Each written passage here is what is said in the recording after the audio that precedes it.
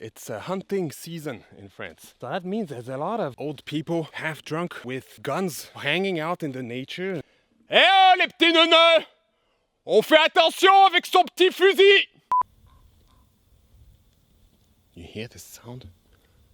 I have no idea what it is. Hello, my friends. Is everything okay? So today, we are going for a new exploration walk, as with most of these videos. A very pretty place, huh? We're gonna go up higher to the top of a cliff, but I don't know the path exactly. I just know that here we're going higher, and then we're gonna probably have to figure out a path through the woods here and see if it leads to the cliffs or not. I'm not using a GPS because it's no fun otherwise. If we make it to the top and get to that massive view, it's gonna be really nice. But for now we don't know, so just try to enjoy what we have right now, which is already really beautiful. We're still in the south of France, in the Drôme, and it's winter, but this is really almost feel like spring. But it's not spring yet, and until then we're still expecting some doomed days. But now and then you get a really good occasion of a sunny day, and well, for me that's really the time where I really have this urge to go out, and I can't miss out on the whole day of nature when it's sunny. Right now I'd like you to hear this bird. I don't know if you can hear it, huh? What the shit is that?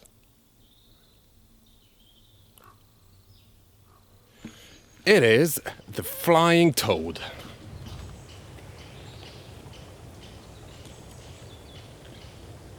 I'm just recording the sound of this bird and send it to my friend who's really into birds, and see if we manage to get the idea of this bird by the end of the video. Although it's not really important to know the name of things, you can just make up your own perception of what you think they are. It doesn't need to have a human name to be something. Actually, sometimes I feel like having a naming things, you enter the world of a description. It's how do you say, kind of turns on a whole brain mechanism, thought mechanism in the mind, where you're no longer really seeing through things. Now you're saying, okay, well, it's part of this species, this genes, and it does that, and that's what it eats. And it kind of prevents you in a way from seeing the beauty, because now you have this rational filter in front, you know what I mean? So anyway, during the winter, it's hunting season in France. So that means there's a lot of old people, half drunk, with guns, that are hanging out in the nature and trying to destroy animals because they got tricked into believing that there was a necessity for them to regulate the animals, because it's well known that without humans, nature has no clue what to do. So this is a bit dangerous, because there might be a group of hunters, or it might be a hunter alone who's hiding. And although I'm kind of on a trail here, it's not like they can really know how far their bullet is going to go. You know, a bullet can travel up to 3 kilometers. So, oh fuck, it's climbing so much. So, our only way of defense, in order not to get shot, is to make some noise now and then. I don't like doing that because it scares animals away. But I heard some shots, like just over that hill earlier, so we're gonna have to do it. Eh oh, les petits neuneux! On fait attention avec son petit fusil!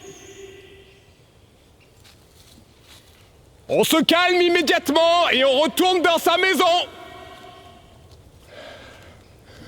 Sorry about that, guys, but you really have to do that. We've been climbing for 20 minutes now, and we're reaching kind of a little step here. Ooh, 2 paths. Of course, we take the one that goes up. I'm no expert in the mountains, or I'm not a sporty guy at all.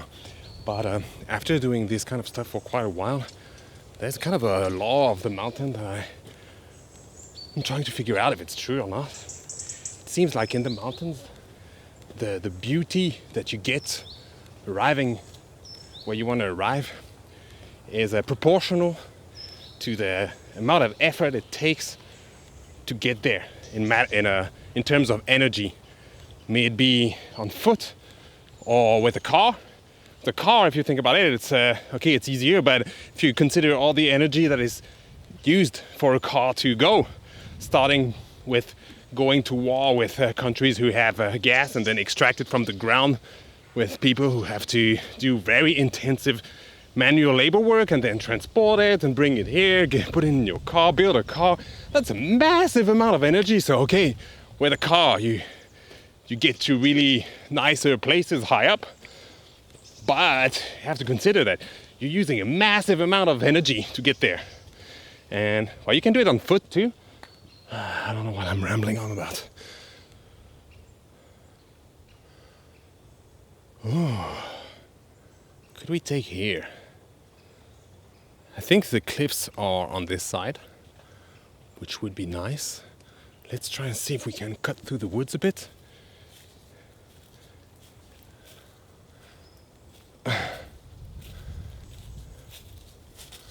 Okay, here we go, guys. Ah, no. This is not it. That's not a cliff at all. Oh, this is just a forest. Okay, going back. That wasn't the right one. Yeah, I have no clue where we are. I don't know if we're gonna manage to make it to the cliffs because it's already 4 p.m. But we're gonna try a bit. What the? Seriously? What? How these guys managed to climb up this entire mountain with this? Oh, this is the most out of place element I've seen all day. What is happening here? What are they trying to accomplish? Wait, do you see anything?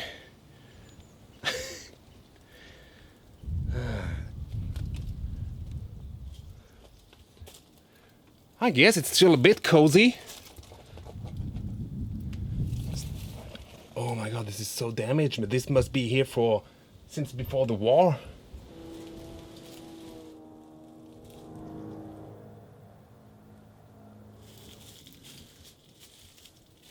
Would you sleep here if you really have to? There's a storm. There's a little blanket here. It's perfect. Okay, let's go. Oh, what a beautiful day. And here we have exactly what I was talking about. So you can really see there's a hunting place. Well, first of all, because there's plastic garbage everywhere. And well, the hunters, they sit here and they see the boars coming from the forest from over there. So they really have some advantage on the poor boar that is clueless. And well, they can feel important and strong when they get home in the evening at their house and feel like they really accomplished something. Youpi! Attention les petits débiles! On fait attention avec son petit fusil de salope! Very sorry about that, guys. If we pass an actual hunter who heard me and he's gonna want to chat, it's gonna be so doomed. Okay guys, we're pretty much at the maximum we can go today because we're still having a curfew here in France. At 6 p.m. we need to be home. I know we're already not gonna make it. So, last try to get to the cliffs.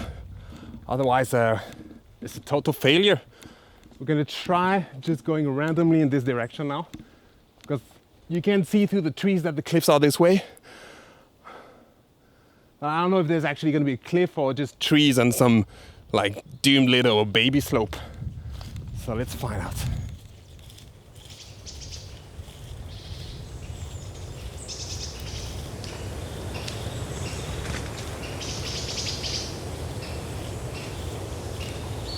Another baby harness for hunters. This equipment allows long shot range in all safety and favorizes a better visibility from the hunter. Please respect the hunter. It's about everyone's safety. Isn't that mega dangerous? Like you're warning us that we might get shot by a hunter if we don't respect these doomed little protocol signs? I'm sorry, I do get a bit aggravated with hunters. I think it's not really normal that we mix up people who shoot with bullets that can kill in the same space as people who just want to go for walks. It's a bit weird to have entire places of nature like this, which are now restricted with really tight rules to prevent you from getting actually shot.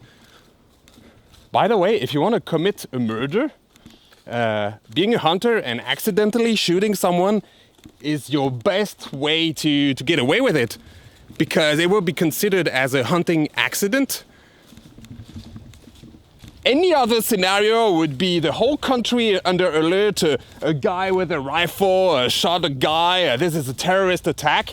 But if the guy is a hunter though, it's totally different. It says, oh, there was a safety measure problem, we need to take care of it for next time. The humans. Check out this place. Oh, we're arriving at the edge. It's not really a cliff, because we would need to go further, I think, to find an actual cliff and have an open view. And we're gonna hang out here for a bit. Oh yeah. Oh, there's a path going down here? Really? We can go down like this? No. Oh, you can. Ah, I wish we had more time, guys.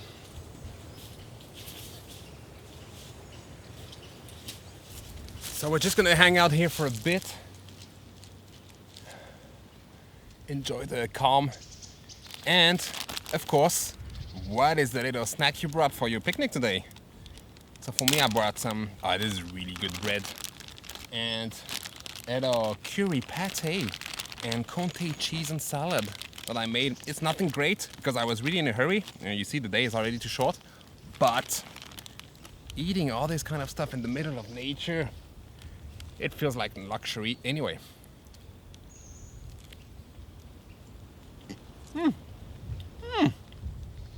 Oh yeah! Ah, yeah! Okay. Actually, we are going to take the time to go a little bit further, because I've been checking out that path just down there. It even looks like we might have a better view there. So it's a bit clumsy way down. Bear with me. If this leads nowhere, we just have to go back up this shit. Ooh. I'm sure not many people went here. Oh, wow. Cool.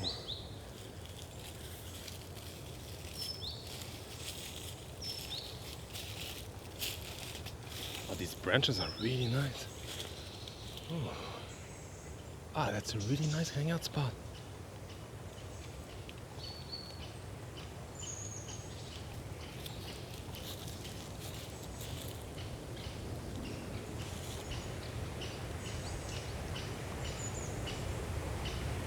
We did find a nice view. Ah, yeah! Yippee!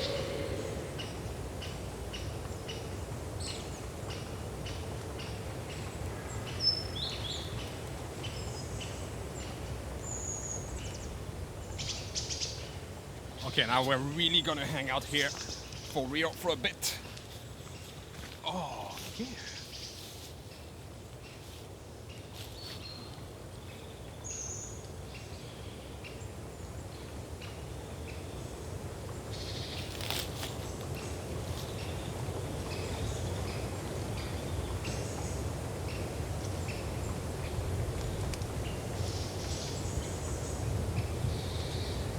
And now, an update on the weird croaking sound that we heard earlier on the way up, if you remember. So my friend took a while to answer, but we now know what it is. It's actually a pretty big bird from the species of the corvids.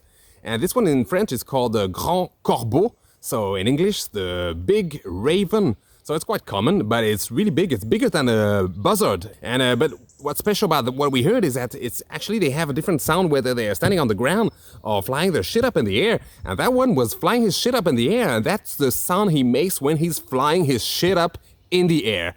So I hope you're happy to learn that. I just remembered to record this now. One other thing about the big raven is that actually they love living in cliffs. So earlier when we heard him, it was actually a great indicator that was the path to the cliffs. Little did we know shit about birds, huh? Now we know. Bye-bye, nice little beautiful unsuspected spot. We're gonna stop the video here.